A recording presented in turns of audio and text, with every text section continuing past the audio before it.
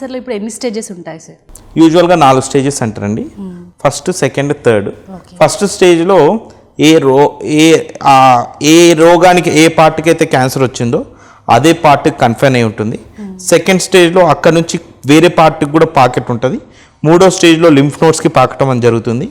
4వ స్టేజ్లో distant organs, అంటే అక్కడ నుంచి పూర్తిగా వేరే దగ్గరికి పాకే అవకాశం ఉంటుంది. ఓకే.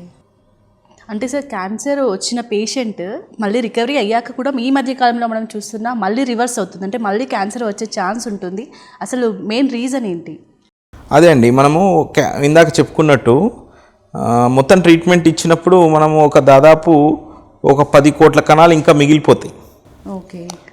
ఆ మిగిలిపోయిన కణాలని కూడా మనం పూర్తిగా రాకుండా చేయగలిగితేనే క్యాన్సర్ మళ్ళీ రాకుండా చేసే అవకాశం ఉంటుంది.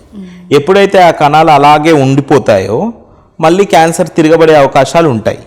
అందుకని క్యాన్సర్ రాకుండా సర్జరీ అయిపోయిన తర్వాత అడ్జువెంట్ కీమోథెరపీ ఇవ్వటము, అడ్జువెంట్ రేడియేషన్ ఇవ్వటం వల్ల మళ్ళీ వచ్చే ఛాన్సెస్ని కొంచెం తగ్గించే అవకాశం ఉంటుంది.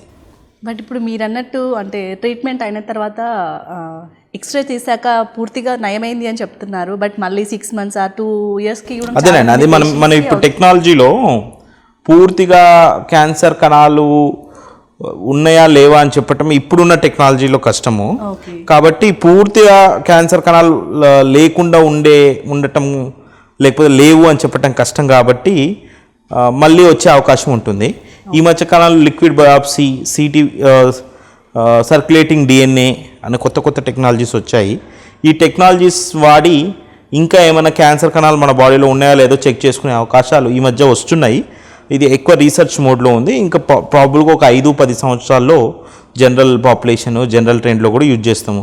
ఒకసారి టెక్నాలజీ వచ్చిన తర్వాత పూర్తిగా ట్రీట్మెంట్ అయినా కానీ ఏమైనా క్యాన్సర్ ఉంది అంటే దానికి సంబంధించిన ట్రీట్మెంట్ చేసే అవకాశం ఉంటుంది.